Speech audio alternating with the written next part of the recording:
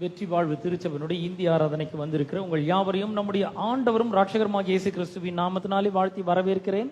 सफल जीवन कलिसिया में आए हुए हर एक भाइयों बहनों को यीशु मसीह के नाम से मैं धन्यवाद और स्वागत करता हूँ. கடந்த ஒரு சில வாரங்களாக கர்த்தருடைய வார்த்தையின் வல்லமை என்ற தலைப்பிலே நாம் போதனைகளை பார்த்து வருகிறோம். पिछले कई हफ्तों से हम देख रहे हैं कि परमेश्वर का वचन जीवित और प्रबल है. எபிரேயர் 4 அதிகாரம் 12 வசனத்திலிருந்து நாம் ஆரம்பித்தோம். एब्रियर का किताब 4 अध्याय और 12वां वचन. எபிரேயர் 4:12. एब्रियर चैप्टर 4 वर्स 12. தேவனுடைய வார்த்தையானது ஜீவனும் வல்லமுள்ளதாயும் இருபுறமும் கருக்குள்ள எந்த பட்டத்தை காட்டிலும் கருக்கானதாயும் கணுக்களையும் ஊனையும் ஆத்துமாவையும் ஆவியும் பிரிக்கத்தக்கதாக உருவ குத்துகிறதாயும் இருதயத்தின் நினைவுகளையும் யோசனைகளையும் வகையறுக்கிறதாயும் இருக்கிறது. यहाँ पे हम देखते हैं कि परमेश्वर का वचन जीवन और प्रबल और हर दोधारी तलवार से भी बहुत ही चौका है और वो भावनाओं विचारों को जांचती है. தேவனுடைய வார்த்தையிலே ஜீவன் இருக்கிறது, வல்லமை இருக்கிறது. हमने देखा था कि परमेश्वर के वचन में जीवन और प्रबल है. தேவனுடைய வார்த்தையிலே ஜீவன் இருக்கிறது, வல்லமை இருக்கிறது. என்ன அர்த்தம்? तो परमेश्वर के वचन में जीवन और प्रबल है, उसका मतलब क्या है? தேவனுடைய வார்த்தையிலே உயிர்ப்பிக்கிற வல்லமை, ஜீவன் இருக்கிற உயிர்ப்பிக்கிற ஜீவன். तो परमेश्वर के वचन में जीवन को नया करने का एक प्रबल है. அவருடைய வார்த்தையிலே வல்லமை இருக்கிறது. उनके वचन में आकर एक प्रबल है. எப்படிப்பட்ட வல்லமை இருக்கிறது? तो किस प्रकार का प्रबल है? தேவனுடைய வார்த்தையில போன வாரம் நம்ம பார்த்தோம், அது தேவனுடைய வார்த்தை அக்கினியை போலவும் கண்மலை நொறுக்கிற சம்மட்டியை போலும் இருக்கிறது. पिछले हफ्ते देखा था कि हम परमेश्वर का वचन आकर आग और पहाड़ों को तोड़ने का हथौड़ा का समान है. எரேமியா 23 அதிகாரம் 29 வசனத்திலே நாம் வாசித்தோம். एरेमिया का किताब हमने देखा था चैप्टर 23 वर्स 29 में. அவர் சொல்றார், இதோ என் வார்த்தை அக்கினியை போலவும் கண்மலை நொறுக்கும் சம்மட்டியை போலும் இருக்கிறது என்றார். तो परमेश्वर का वचन जो है कि आग और पहाड़ों को तोड़ने का हथौड़ा का समान है. அக்கினி என்றால் என்ன? तो आग का मतलब क्या है? இந்த அக்கினிக்கு எப்படிப்பட்ட வல்லமை இருக்கிறது? तो इस आग को किस प्रकार का एक प्रबल है? அந்த அக்கினிக்கு பொன் வெள்ளி போன்ற போன்ற உலோகங்களில் இருக்கக்கூடிய அசுத்தங்களை நீக்கக்கூடிய பவர், வல்லமை இருக்கிறது. तो उस आग का महत्व क्या है कि वो उसमें सोने में रहने वाले हर एक गंदगी को साफ करने का है. அதாவது தூய்மைப்படுத்துகிற ஒரு சக்தி இருக்கிறது. इसका मतलब ये है कि सफाई करने का एक महत्व आग में है. சுத்தமாக்குகிற வல்லமை இருக்கிறது. तो सफाई करने का एक महत्व उस आग में है. தேவனுடைய வார்த்தையிலே அப்படிப்பட்ட வல்லமை இருக்கிறது. तो परमेश्वर के वचन में कुछ उस प्रकार का एक प्रबल है. தேவனுடைய வார்த்தை தான் தூய்மைப்படுத்துகிற ஒரு கருவியாய் இருக்கிறது. तो परमेश्वर का वचन आकर एक हमें साफ करने का एक प्रबल है उसपे. யோவான் சுவிசேஷம் 17 அதிகாரம் 17 வசனத்திலே நாம் வாசிக்கிறோம். यूहन्ना का किताब चैप्टर 17 वर्स 7 देखते हैं. 17:70 உம்முடைய சத்தியத்தினாலே அவர்களை பரிசுத்தமாக்கும். तो उनके वचन के जरिए उनको आगे पवित्र कर. உம்முடைய சத்தியத்தினாலே அவர்களை பரிசுத்தமாக்கும். अपने सत्य के जरिए उनको पवित्र करो. உம்முடைய வசனமே சத்தியம். और आपका वचन ही सत्य है. அப்ப சத்தியத்தினால பரிசுத்தமாக்கணும் அம்மாக்கும் சொல்றனாலும் வசனத்தினால பரிசுத்தமாக்கும் சொன்னாலும் ஒண்ணுதான். तो आके वचन के जरिए आके पवित्र करना दोनों एक ही है. யோவான் சுவிசேஷம் 15 அதிகாரம் 3 வசனம் சொல்கிறது. तो यूहन्ना का किताब 15 अध्याय 3 वचन कहता है, நான் உங்களுக்கு சொன்ன உபதேசத்தினாலே இப்பொழுதே நீங்கள் சுத்தமாய் இருக்கிறீர்கள். और मैं आकर तुम्हें देने वाले उपदेश के जरिए ही तुम शुद्ध होते हो. வசனத்துக்கு சுத்தமாக்குகிற ஒரு வல்லமை இருக்கிறது. तो वचन को ऊपर आके शुद्ध करने का एक प्रबल है उसमें. இந்த வசனத்தை நீங்கள் வாசிக்கும் பொழுது, जब इस वचन को आप पढ़ते हैं तो, இங்க பிரசங்கம் பண்ணி நீங்கள் கேட்கும் பொழுது, जब इस वचन को आप सुनते हैं तो உங்களுக்குள்ள ஒரு தூய்மைப்படுத்துகிற காரியம் நடக்கிறது. तो आपके अंदर एक शुद्ध करने का एक काम होता है. உங்களுக்குள்ள ஒரு சுத்தமாக்குகிற வல்லமை வேலை செய்ய ஆரம்பிக்கிறது. आपके अंदर शुद्ध करने का एक काम करता है. இந்த கர்த்தருடைய வார்த்தை உங்களை பியூரிஃபை பண்ண ஆரம்பிக்கிறது. तो जब परमेश्वर का वचन आकर आपको शुद्ध करने का काम करता है, உங்களை சுத்தமாக்க ஆரம்பிக்கிறது.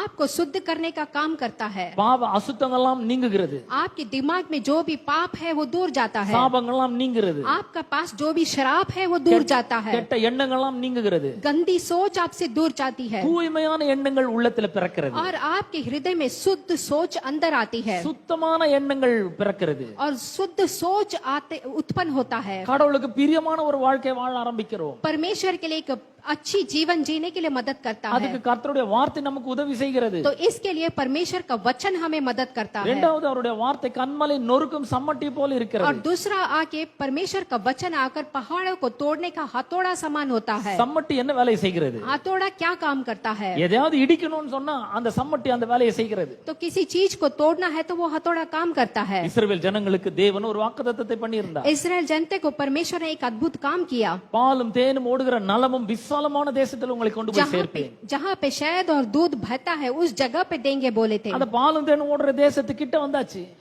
वो आकर उस देश के पास आ गए थे। நடுவுல எரிகோ மதில் இருக்கிறது. लेकिन वहाँ पे एरिगो का पर्वत था। அந்த பக்கம் வாக்குத்தத்தம் பண்ணப்பட்ட தேசம். वहाँ पे आके कानान देश है। இந்த பக்கம் இஸ்ரவேல் ஜனங்கள். यहाँ पे इसराइल देश है। நடுவுல எரிகோ மதில். और बीच में आके एरिगो का पर्वत है। அது ரொம்ப பிரம்மாண்டமா இருக்கிறது. और वो दीवार बहुत ही बड़ा चौड़ा है। அவ்வளவு லேஸ்ல இடிந்து விழாது. वो ऐसा इतनी आसानी से नीचे नहीं गिरने वाला। எரிகோ மதில தாண்டினாதான் வாக்குத்தத்தம் பண்ணப்பட்ட தேசத்துக்குள்ள நுழைய முடியும். और उस एरिगो की दीवार को पार करने से वो कानान देश जा सकते हैं। கர்த்தர் சொல்றாரு எரிகோவையும் அதன் ராஜாவையும் அதனுடைய யுத்த மனுஷரும் உன்ட்ட ஒப்பு கொடுத்துட்டேன். तो परमेश्वर कहते हैं कि यहाँ पे आके जो भी चीजें तेरे हाथ पे सौंप देता हूँ। யுத்தமே ஸ்டார்ட் ஆகல ஆனா கர்த்தர் சொல்ற நீ ஜெயிச்சிட்ட. युद्ध तो शुरू ही नहीं हुआ लेकिन परमेश्वर कहते तुम युद्ध में जीत गए। அப்படின்னா என்ன அர்த்தம்? இது இந்த யுத்தம் கர்த்தருடையது. इसका मतलब क्या है कि ये युद्ध परमेश्वर का है। அவர் வாக்கு பண்ணிருக்கிறார். அவர் அதுக்குள்ள கொண்டு போவார் அந்த தேசத்துக்குள்ள. परमेश्वर ने कहा है कि उस देश में मैं तुझे लेके जाऊंगा। ஆனா இப்ப நடுவுல எரிகோ மதில் தடையா இருக்கிறது. लेकिन बीच में आके एरिगो का दीवार खड़ा है। இந்த தடை எப்படி முறி தடை அகற்றி எப்படி உள்ள போக போகிறார்கள்? अब इस रुकावट को अलग करके कैसे अंदर जा सकते हैं? தேவன் ஒரு யுக்தியை கொடுக்கிறார். तो परमेश्वर यहाँ पे एक युक्त देते हैं। ஒரு ஸ்ட்ராட்டஜியை கொடுக்கிறார். यहाँ पे एक स्ट्रैटेजी और प्लान देते हैं। 7 ஆசாரியர்கள் 7 கொம்பு எக்காளங்கள் எடுத்துக்கொண்டு 7 நாள் இந்த மதிலை சுற்றி வர வேண்டும். तो 7 दिन आकर इस दीवार को आकर घूमना है करके उन्होंने बताया था। அந்த 7வது நாள் வரும்பொழுது 7 முறை சுற்றி வர வேண்டும். तो जब 7वीं बार आते हैं तो 7 बार उसको चक्कर काटना है। ஆர்ப்பரிக்கும் பொழுது அது இடிந்து விழும். और जब वो आकर आराधना करते हैं तो वो नीचे टूटकर गिरने वाला है। நீங்க வாக்குத்தத்தம் பண்ணப்பட்ட தேசத்துக்குள்ள நுழைய முடியும். अभी परमेश्वर ने जो वचन उन्होंने बोला है वहाँ पे जाने वाले हैं। அப்படிதான் இடிந்து விழுந்தது. तो बिल्कुल उसी तरह वो दीवार टूट कर गिरा। கர்த்தர் உங்களுக்கு கூட சுகத்தை வாக்கு பண்ணியிருக்கிறார். परमेश्वर आकर आपको भी चंगाई दिए हैं। பாவ மன்னிப்பை வாக்கு பண்ணியிருக்கிறார். पाप का क्षमा दिए हैं। ஆசீர்வாதத்தை வாக்கு பண்ணியிருக்கிறார். आशीर्वाद दिए हैं। செழிப்பை வாக்கு பண்ணியிருக்கிறார். एकदम आशीष दिए हैं। சமாதானத்தை வாக்கு பண்ணியிருக்கிறார். आपको समाधान दिए हैं। நிறைவை வாக்கு பண்ணியிருக்கிறார். यहाँ पे सब कुछ दिए हैं। ஏராளம் தாராளத்தை வாக்கு பண்ணியிருக்கிறார். यहाँ पे दीवार क्या कर सकता है? ஆனா அதுக்குள்ள நுழைய முடியாதபடி நிறைய தடைகளை பிசாசு கொண்டு வருகிறான். लेकिन इन सब चीजों के अंदर घुसने से बीच में एक दीवार शत्रु लेके இந்த आता है। தடைகளை எப்படி அகற்ற போகிறோம்? अब इस रुकावट को हम कैसे तोड़ने वाले हैं? புல்டோசரை கடப்பாரை வச்சு அடிக்கிறது இல்ல. बुलडोजर को रख के तोड़ना नहीं है। தேவனுடைய வார்த்தை என்கிற சம்மட்டை வச்சு அடிக்க போகிறோம். परमेश्वर के वचन के हथौड़ा से आप तोड़ने वाले हैं। தேவனுடைய வார்த்தையை வாயில திறந்து பேச போகிறோம். आपको परमेश्वर के वचन को मुंह से बोल के तोड़ना है। அவரை துதிக்க போகிறோம். परमेश्वर को स्तुति करना है। அவரை ஆராதிக்க போகிறோம். परमेश्वर की आराधना करना है। ஆராதிக்கும் பொழுது இதெல்லாம் இடிஞ்சு விழுகிறது. और जब परमेश्वर को आराधना करते ये रुकावट तोड़ने वाला है। ஆராதிக்கும் போது தடைகள் நீங்குகிறது. जब आराधना करते हैं तो सारे रुकावट अलग होते हैं। ஆராதிக்கும் போது வாக்குத்தத்தம் பண்ணப்பட்ட தேசத்துக்குள்ள நுழைகிறார்கள். जब आराधना करते हैं तो वो लोग उस जगह पे जाते हैं। அவருடைய பழைய வாழ்க்கையெல்லாம் முடிந்து போய் ஒரு புதிய வாழ்க்கைக்குள்ள நுழைகிறார்கள். पुराने जीवन को खत्म कर नए जीवन में प्रवेश करते हैं। நாம கூட நம்முடைய வாழ்க்கையில தேவன் வைத்திருக்கிற அந்த ஆசீர்வாதங்களுக்கு தடையாய் வருகிற எல்லாவற்றையும் துதித்து ஜெயித்து உள்ள நுழையணும். हमारे जीवन में भी रुकावट जो भी रुकावट है उसको आके स्तुति के जरिए तोड़ना है। அப்ப தேவனுடைய வார்த்தையில ஜீவன் இருக்கு. तो परमेश्वर के वचन में जीवन है। தேவனுடைய வார்த்தையில வல்லமை இருக்கு. परमेश्वर के वचन में प्रबल है। தேவனுடைய வார்த்தை அக்கினி மாதிரி இருக்கு. परमेश्वर का वचन आग के समान है। தேவனுடைய வார்த்தை சம்மட்டை போல இருக்கிறது. परमेश्वर का वचन हथौड़ा के समान है। இன்னைக்கு இன்னொன்னு பார்க்க போறோம். आज हम दूसरा देखने वाले லூக்கா हैं। சுவிசேஷம் 8ஆம் அதிகாரம் 11ஆம் வசனத்தை வாசிக்க போறோம். लूका के किताब चैप्टर 8 वर्स 11। லூக்கா சுவிசேஷம் 8ஆம் அதிகாரம் 11ஆம் வசனம். Chapter 8 verse 11। அந்த ஓமையின் கருத்தாவது விதை தேவனுடைய வசனம். तो यहाँ पे हम देखते हैं कि यहाँ पे परमेश्वर का वचन है। விதை தேவனுடைய வசனம். तो यहाँ परमेश्वर का जो वचन है बीज के समान है, வசனம் விதையை போல இருக்கிறது. तो वचन आकर बीज के समान है। அப்ப இந்த விதைக்குள்ள என்ன இருக்கிறது? तो इस बीज के अंदर क्या है? பாருங்க, நான் விதைன்னு சொன்ன உடனே உங்களுக்கு என்ன ஞாபகம் வரணும்? तो बीज जब मैं बोलता हूँ तो आपको क्या याद आता है? தேவனுடைய வார்த்தை தான் விதையை போல இருக்கிறது. तो परमेश्वर का वचन ही बीज के समान है। நான் விதைன்னு சொன்ன உடனே தேவனுடைய வார்த்தையை ஞாபகம் வைத்துக் கொள்ள வேண்டும். तो जब हम बीज बोलते हैं तो परमेश्वर का वचन करके आप याद कर लेना। எல்லாரும் கரங்களை உயர்த்தி சொல்லும், விதை தேவனுடைய வசனம். सब अपने हाथों को उठाकर बोले कि वचन आकर बीज वचन है। இன்னொரு முறை சொல்லுவோம், விதை தேவனுடைய வசனம். एक और बार बोलेंगे बीज अगर परमेश्वर का वचन है। இன்னொரு முறை சொல்லுவோம், விதை தேவனுடைய வசனம். एक और बार बोलेंगे बीज परमेश्वर का वचन है। அப்ப இந்த விதையில என்ன இருக்கு? तो इस बीज में क्या है? தேவனுடைய ஜீவன் உள்ள மறைந்திருக்கிறது. तो परमेश्वर का जीवन इसके अंदर है। சாதாரணமா ஒரு விதை எடுத்துக்கோங்க. एक साधारण सा एक बीज ले ले। அந்த விதைக்குள்ள நம்ம விதையை பார்க்கும்போது ரொம்ப சிம்பிளா இருக்குது. அந்த விதை ரொம்ப சாதாரணமானதா இருக்கிறது. तो हम देखते हैं कि वो बीज बहुत ही नाजुक और साधारण सी होती है, ஆனா அது சாதாரணமான விதை இல்ல. लेकिन वो बीज बिल्कुल साधारण नहीं है। அந்த விதைக்குள்ள ஒரு தாவரத்தினுடைய ஜீவன் இருக்கிறது. उस छोटी सी बीज के अंदर एक छोटा सा पौधा है அந்த ஜீவன் உள்ள மறைஞ்சிருக்கு. और वो जीवन आकर उस पौधे उस बीज के अंदर छुपा है। அந்த விதையை விதைக்கும் பொழுது ஒரு பெரிய பிரம்மாண்டமான மரம் அதிலிருந்து இருந்து வருகிறது. तो जब हम उस धरती में मिट्टी में बोते हैं तो बड़ा सा पेड़ बनता है। அந்த எல்லா விவரங்களும் அந்த விதைக்குள்ள இருக்கிறது. तो वो सब कुछ उस बीज के अंदर है। ஒரு விதை சிறியதாக காணப்படலாம், एक बीज छोटा सा दिखता है, ஆனால் அதுல உயிருள்ள சக்தி மறைந்திருக்கிறது. लेकिन उसके अंदर एक जीवन छिपा हुआ है। அதே போல தேவனுடைய வார்த்தையில கூட தேவனுடைய ஜீவன் மறைந்திருக்கிறது. बिल्कुल उसी तरह परमेश्वर के वचन में भी परमेश्वर का जीवन छुपा हुआ है। இந்த தேவனுடைய வார்த்தையை நம்ம பிரிண்டட் ஃபார்மட்ல பாத்துக்கிறோம். तो यहाँ पे हम आके परमेश्वर के वचन को प्रिंटेड में देखते हैं, ஆனா என்னைக்காவது விதைய மாதிரி பாத்திருக்கீங்களா? लेकिन कभी आपने परमेश्वर के वचन को बीज के रूप में देखा है? இனிமேல் விதை மாதிரி பார்க்கணும். அது लेकिन अभी इसके बाद आकर आप बीज के रूप में देखना है, தேவனுடைய வார்த்தையாக விதைக்குள்ள ஒரு பெரிய பவர், காட்ஸ் பவர் இருக்கிறது, மறைந்திருக்கிறது. क्योंकि परमेश्वर का वचन बीज के अंदर एक बहुत ही महत्वपूर्ण है। ஆனா அந்த அந்த அந்த தேவனுடைய வார்த்தையில ஒரு பெரிய டிரான்ஸ்ஃபர்மேஷன் பவர் உள்ள இருக்கிறது. வாழ்க்கையை மாத்தக்கூடிய வல்லமை இருக்குது. तो उस बीज के अंदर हम नहीं देखने वाली एक ट्रांसफॉर्मेशन है। ஒரு ஆளைய மாத்தக்கூடிய வல்லமை இந்த கடவுளுடைய வார்த்தையில இருக்கிறது. एक लोग को बदलने की सामर्थ्य इस बीज के अंदर है। விதையை விதைக்கும் போது விதையை பார்க்கும்போது சின்னதா இருக்கலாம், बीज देखते समय छोटी सी रहती है, ஆனா அந்த விதை பிறப்பிக்க கூடிய மரம் வந்து பிரம்மாண்டமா இருக்கிறது. लेकिन जब वो बीज आके उगता है तो बड़ा सा पेड़ आता है उसमें। சில பெரிய பெரிய மரங்கள்லாம் பாத்திருக்கீங்களா? நீங்க பேப்பர்ல படிச்சிருக்கீங்களா? आपने बहुत बड़े बड़े पेड़ देखे होंगे। 400 வருஷம் 500 வருஷம் பழமையான மரங்கள்லாம் கூட இருக்கு. 400-500 साल पुराना पेड़ भी होता है। இந்த மரத்தை 500 வருஷம் வாழ வைக்கிறது எது? அந்த சின்ன விதைக்குள்ள இருந்த ஜீவன் தான். अब ये 500 साल पुराना पेड़ को ये छोटा सा बीज ही जीवन जीवित रखता है। அவ்வளோ பவர் அந்த சின்ன விதைக்குள்ள கடவுள் வச்சிருக்கிறார். तो देखिए उस बीज के अंदर कितना सामर्थ्य परमेश्वर ने रखा है। அதே போல தான் தம்முடைய வார்த்தையில அவ்வளவு வல்லமையை வச்சிருக்கிறார். बिल्कुल उसी तरह परमेश्वर के वचन में वो सामर्थ्य परमेश्वर ने रखा है। இது பார்க்கிறதுக்கு ரொம்ப சாதாரணமானதா இருக்கலாம், ये वचन आपको देखने के लिए बहुत साधारण सा रहेगा, ஆனா அது ஒரு மனுஷனோட இருதயத்துக்குள்ள போகும்போது பிரம்மாண்டமான ஒரு விளைவை ஏற்படுத்துகிறது, மாற்றத்தை ஏற்படுத்துகிறது. लेकिन जब ये वचन आप किसी मनुष्य के हृदय में जाता है तो बहुत ही बड़ा बदलाव उस जीवन में लेके आता है। அப்ப இந்த விதைக்குள்ள தேவனோட வல்லமை மறைந்திருக்கிறது. तो उस बीज के अंदर परमेश्वर का एक प्रबल छुपा हुआ है। எப்படி இந்த விதையை பார்க்கும்போது அதுக்குள்ள அப்படிப்பட்ட ஜீவன் இருக்கிறது நம்ம கண்ணுக்கு தெரியலையோ, அதே மாதிரி இந்த விதையை பார்க்கும்போது தேவனோட வார்த்தையை பார்க்கும்போது அவ்வளோ பவர் இருக்குன்னு நமக்கு தெரிய மாட்டேங்குது. जब हम एक बीज को देखते हैं तो उसके अंदर इतना बड़ा शक्ति है कि हमें पता नहीं चलता। बिल्कुल उसी तरह जब हम वचन को देखते हैं तो हमें पता नहीं चलता है। அப்ப அந்த பவரை எப்படி வெளியே கொண்டு வர்றது? अब इस शक्ति को हम कैसे बाहर लेके आएंगे? இரண்டாவது, அந்த விதை மண்ணிலே விதைக்கப்படாத வரைக்கும் அது எந்த பலனையும் உண்டாக்காது. दूसरी बात क्या है कि जब तक आप उस बीज को धरती में नहीं डालेंगे वो कोई फल आपको देने वाला नहीं है। முதல் என்னது? நம்பர் 1 என்னது? नंबर 1 क्या है? விதை தேவனுடைய வசனம். बीज परमेश्वर का वचन है। அந்த விதைக்குள்ள தேவனுடைய ஜீவன் இருக்கு, வல்லமை இருக்கு. उस बीज के अंदर परमेश्वर का जीवन है। அது நம்முடைய கண்களுக்கு தெரியாது, वो हमारी आंखों को नहीं दिखता, ஆனா உள்ள பவர் இருக்கு. लेकिन उसके अंदर सामर्थ्य है। பார்க்கிறதுக்கு சிம்பிளா இருக்கலாம், ஆனா ஒரு மனுஷனோட இருதயத்துக்குள்ள போச்சுன்னா ஆளைய மாத்திடும். तो वहां पे अगर वो वचन जब मनुष्य के हृदय में जाता है तो मनुष्य बदल जाता है। ஒரு ஒரு மனுஷன் பாவியா இருக்கிறான், அவனுக்குள்ள அந்த வார்த்தை போச்சுன்னா அவனை பரிசுத்தவானா மாத்திடுது. अब एक पापी इंसान के अंदर परमेश्वर का वचन अंदर जाता है तो वो वचन बदल देता है उनके जीवन को। ஒரு மனுஷன் வியாதியா இருக்கிறான், ஆனா வார்த்தை உள்ள போன உடனே அதுல இருக்கிற ஜீவன் அவனை சுகமா மாத்தி விடுகிறது. एक मनुष्य रोग में रहेगा, जब परमेश्वर का वचन उसके अंदर जाता है तो वचन उसको बदल देता है। ஒரு மனுஷன் சபிக்கப்பட்டவனா, எந்த ஆசீர்வாதமும் நன்மை அனுபவிக்காதவனா இருக்கிறான், ஆனா வார்த்தை அவனுடைய இருதயத்துக்குள்ள போகும்போது ஆளைய மாத்திடுது. एक आदमी आके श्रापित रहेगा, लेकिन परमेश्वर का वचन जब उसके दिल में जाता है तो वो वचन उसको बदल देता है। அது ஒண்ணு. एक वो है। ரெண்டாவது, அந்த பவர் எப்படி வெளியே கொண்டு வர்றது? अब दूसरी क्या है कि इस शक्ति को मैं कैसे बाहर அந்த लेकर आऊं? விதையை மண்ணுல நட வேண்டும். उस बीज को आपको मट्टी में बोना है। அந்த மண்ணுல விதைக்காம அதனுடைய பலனை நாம அனுபவிக்க முடியாது. जब तक आप बीज को मट्टी में नहीं बोएंगे, आप आकर उसकी फल को नहीं देख पाएंगे। ஒரு விதை நல்ல நிலத்துல விதைக்கப்படும் பொழுது அது மிகுதியான பலனை கொடுக்கிறது.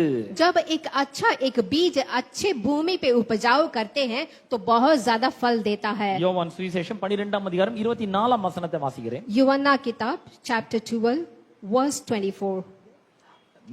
மெய்யாகவே நான் உங்களுக்கு சொல்லுகிறேன், கோதுமை மணியானது நிலத்தில் விழுந்து சாகாவிட்டால் தனித்திருக்கும், செத்ததையாக மிகுந்த பலனை கொடுக்கும். तो यहाँ पे मैं सच कहता हूँ कि जब तक गेहूं का दाना भूमि में पड़कर मर नहीं जाता, तब तक आकर वह फल नहीं लाता। இந்த விதைக்குள்ளே வல்லமை இருக்கு, ये बीज के अंदर आके एक शक्ति है, ஆனா அதை ஷெல்ஃப்ல வச்சா ஒன்னும் பவர் தெரியாது. लेकिन अगर आप उस बीज को आके अपने घर में रखेंगे तो कुछ भी उसमें नहीं आएगा। அந்த விதையை எடுத்து பாக்கெட்ல போட்டுக்கினா அந்த பவர் வெளிப்படாது. उस बीज को अगर आप अपने पॉकेट में डाल देंगे तो उसमें नहीं होगा।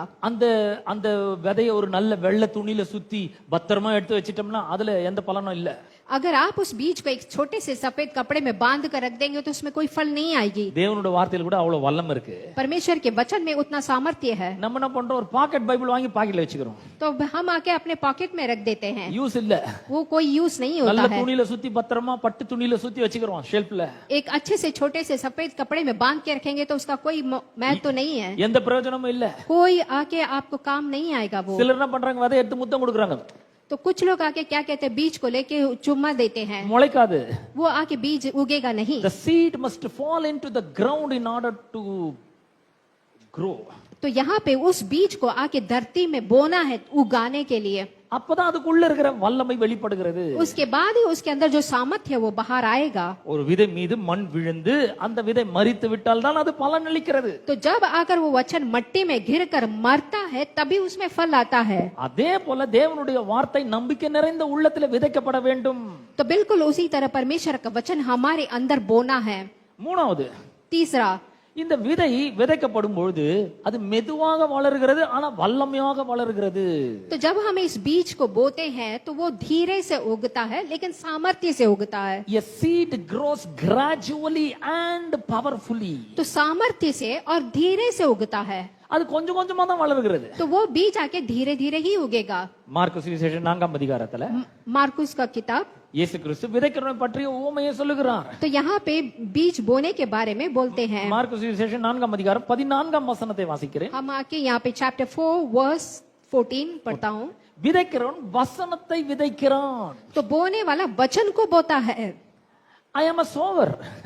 तो यहाँ पे क्या वचन को बोता है, நான் தான் விதைக்கிறவன். तो मैं ही उसे बोता हूँ। நான் என்ன பண்றேன், விதைத்து கொண்டிருக்கிறேன். तो अभी मैं क्या कह रहा हूँ, वचन को आपको बो रहा हूँ। என்னத்தை விதைத்து मैं கொண்டிருக்கிறேன்? क्या बो रहा हूँ, தேவனுடைய ஜீவனும் வல்லமையும் அடங்கின விதையை, வார்த்தையை நான் உங்களுக்குள்ள விதைத்து கொண்டிருக்கிறேன். परमेश्वर का जो वचन है उसको मैं आपको आकर बो रहा हूँ। விதைக்கிறவன் வசனத்தை விதைக்கிறான். तो अभी जो बोता है वो परमेश्वर के वचन को बोता है। நான் விதைக்கிறேன், நீங்க கேட்டு கொண்டிருக்கிறீர்கள். तो अभी मैं वचन बो रहा हूँ और आप लोग सुन रहे हैं। ஆனா வெறும் கேட்டா மட்டும் போதாது, तो अभी आप इसे सिर्फ सुनने से काफी नहीं है, கேட்டு உணர வேண்டும்.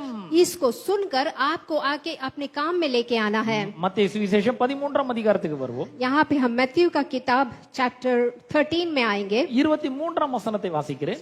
वर्स 23। மத்தேயு சுவிசேஷம் 13:23. Matthew chapter verse 13 chapter 13 verse 23।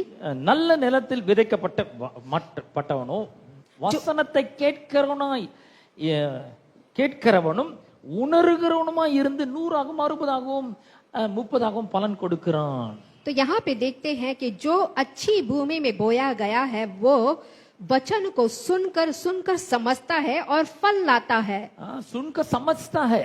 सुनकर समझता है। You must hear, listen and understand the word of God, what it says. तो वचन कहता है कि आपको वचन को सुनना है और उसको समझना है। நீங்க வெறும் கேட்டுட்டு அண்டர்ஸ்டாண்டே பண்ணல அப்படினா ஒரு பிரயோஜனமும் இல்ல। अगर आप सुनते हैं लेकिन उसको समझते हैं तो कोई फल नहीं है। கேட்கவும் செய்யணும், அண்டர்ஸ்டாண்டும் பண்ணணும், உணரவும் செய்ய வேண்டும்। तो आपको प्रभु के वचन को सुनना भी है, उसको समझना भी है। அப்படி अண்டர்ஸ்டாண்ட் பண்ணும்போது 30 100 60 பலன் கொடுக்கிறது। तो जब आप आकर उसको आकर सुनते हैं और समझते हैं तो उसमें आके आप 100% फल देते हैं। அப்ப நீங்க வாரம் வாரம் வந்து வசனத்தை கேட்டுட்டு போக கூடாது। तो हर हफ्ते आकर आप सिर्फ वचन को सुनकर नहीं जाना है, கேட்டு அதை என்ன பண்ண வேண்டும், அண்டர்ஸ்டாண்ட் பண்ண வேண்டும்। उस वचन को आपको सुनना है और उसको समझना है। உங்க பாட புத்தகத்தை படிக்கிறீங்க நீங்க, आप आगे किताब पढ़ते हैं ஒரு முறை படிச்சா போதுமா? तो सिर्फ उसको एक बार पढ़ने से काफी नहीं है। போதாது, ஒரு முறை படிச்சா ஒண்ணுமே ஞாபகம் இருக்காது। अगर आप एक बार पढ़ते हैं तो आपको कुछ याद नहीं आता அதை है, பல முறை படிக்க வேண்டும்। तो उसको आपको बार बार पढ़ना है। இங்க இருந்து வீட்டுக்கு போன உடனே வீட்டுக்கு போய் அந்த வசனத்தெல்லாம் எழுதி பார்க்கணும்। तो जब आप घर जाते हैं जो वचन को आपने लिख के रखा है उसे पढ़ के देखना है। இந்த வசனத்தை கேட்கிறோம், அடுத்து உணரணும்। तो इस वचन का भी आप सुनते हैं, दूसरा आके उसको समझना है, உணரும் பொழுதுதான் பலன் உண்டாகிறது। और जब आप समझते हैं तभी फल लाते हैं। அது மட்டும் இல்ல, இந்த வசனம் இந்த என்ன பண்ணுகிறது, தொடர்ந்து அது வளருகிறதா இருக்கிறது, வல்லமையாக வளருகிறது। अब बिल्कुल ये केवल नहीं है, ये वचन आकर उगता है और सामर्थ्य से उगता है।